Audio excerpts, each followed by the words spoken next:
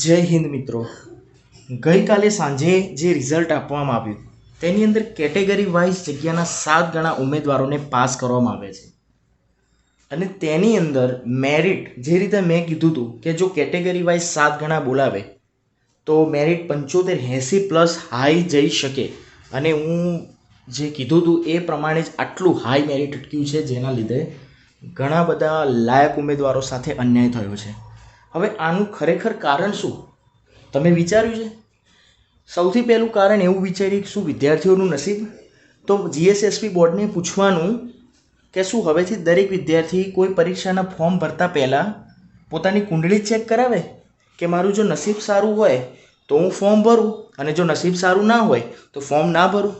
બીજો સવાલ, નોર્મલાઇઝેશનનો ચમત્કાર. મિત્રો, સેન્ટ્રલની અંદર જ્યાંથી સીબીઆરટી પદ્ધતિ આ લોકોએ ઉઠાવી ત્યાં આગળ પણ 5, 10, 15 માર્ક્સનું વેરિએશન રહેતું હોય છે વધઘટની અંદર. આ લોકોએ 100 માર્ક્સના પેપરની અંદર 30થી 32થી લઈને કોઈને -20 સુધી કરવા સુધીના આ લોકોએ ફેરફારો કર્યા છે. તો આને સીબીઆરટીનો ચમત્કાર ગણવો. ત્રીજી વસ્તુ, શું આ કોઈ બંધ બારણે બેઠક થઈ છે? કેમ કે તમે સૌ જાણો છો કે હસમુખ પટેલ સાહેબે એક ટ્વીટ કરી હતી જેની અંદર એમણે કીધું હતું કે વધુમાં વધુ વિદ્યાર્થીઓને આની અંદર પાસ કરવામાં આવશે જેથી કરીને કોઈ કોર્ટમાં ના જાય. જો એમને 7 ગણા જ ઉમેદવારનું લિસ્ટ બહાર પાડવાનું હતું તો પછી આટલો ડિલે કરવાની ક્યાં જરૂર હતી? એક જ રાતોરાત જો વિદ્યાર્થીઓ પોતાની જાતે કટ ઓફ પ્રેડિક્ટ કરી શકતા હોય, કેમ કે કાલ સાંજે પરમ દિવસ સાંજે જે માર્ક્સનું લિસ્ટ આવ્યું એના પછી લગભગ 2 કલાકની અંદર તમામ વિદ્યાર્થીઓ જે લોકો ડેટા એનાલિસ્ટ હોય એમને રિઝલ્ટ તૈયાર કરી દીધું. બધાએ કહી દીધું હતું કે આટલે મેરિટ અટકે છે, સૌ સમજી ગયા હતા. તો બોર્ડને આટલી તૈયારી કરવામાં સમય લાગ્યો, એનું કારણ શું? ચોથી વસ્તુ, આ સીબીઆરટી પદ્ધતિ શું યોગ્ય છે?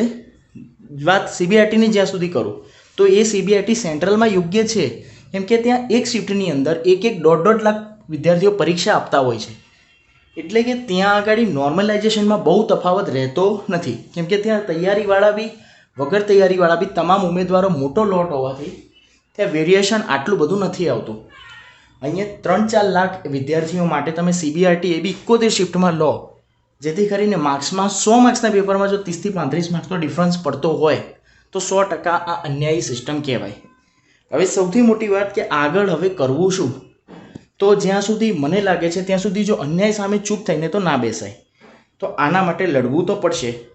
આગળ આજે જે રીતે બધા મેસેજ ફરી રહ્યા છે એ પ્રમાણે હું પણ એ જ ઈચ્છું છું અને મેં તમને આગળના વિડીયોમાં બી કીધું હતું કે આપણે સૌ ગાંધીનગર જઈને જીએસએસબી બોર્ડમાં શાંતિથી એક આવેદનપત્ર આપીએ કે અમારું જે આ તમે લિસ્ટ બહાર પાડ્યું તે ભલે તમે 7 ગણાની રીતે આપો પણ જીપીએસસી પદ્ધતિ પ્રમાણે આપો, જેથી કરીને જનરલના છેલ્લા છોકરાનું જ્યાં સુધી મેરિટ અટકે ત્યાં સુધીના તમામ વિદ્યાર્થીઓને પાસ કરવામાં આવે.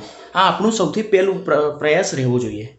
અને બીજી વસ્તુ આપણે એ કરવાની છે કે જોડે જોડે આપણે તૈયારી પણ ચાલુ રાખવાની છે, કેમ કે પાછળ એએમસી, આરએમસી, એમટીએસ, એસટીઆઈ અને પોલીસ, પીએસઆઈ અને કોન્સ્ટેબલ જેવી પરીક્ષાઓ મોટી ભરતી આવી રહી છે.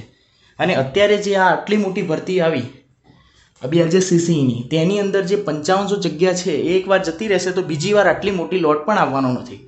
એટલે આ અન્યાય સાથે પણ લડવાનું છે અને સાથે સાથે બીજી પરીક્ષાની તૈયારી પણ કરતું રહેવાનું છે. તો તમે જો હજી સુધી આ ચેનલને સબસ્ક્રાઈબ નથી કરી તો ચેનલને સબસ્ક્રાઈબ કરી દો. તમારા તમામ મિત્રો સાથે આ વાત શેર કરી દેજો, કેમ કે જેને બી અન્યાય થયો છે તે લોકો જ આ વાત સમજી શકે.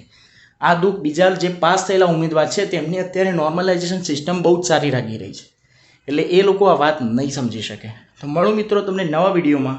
ચેનલ સબસ્ક્રાઈબ કરજો જેથી કરીને આગળ શું કરવું તેની પણ આપણે રણનીતિ નક્કી કરી શકીએ. જય હિન્દ, જય ભારત.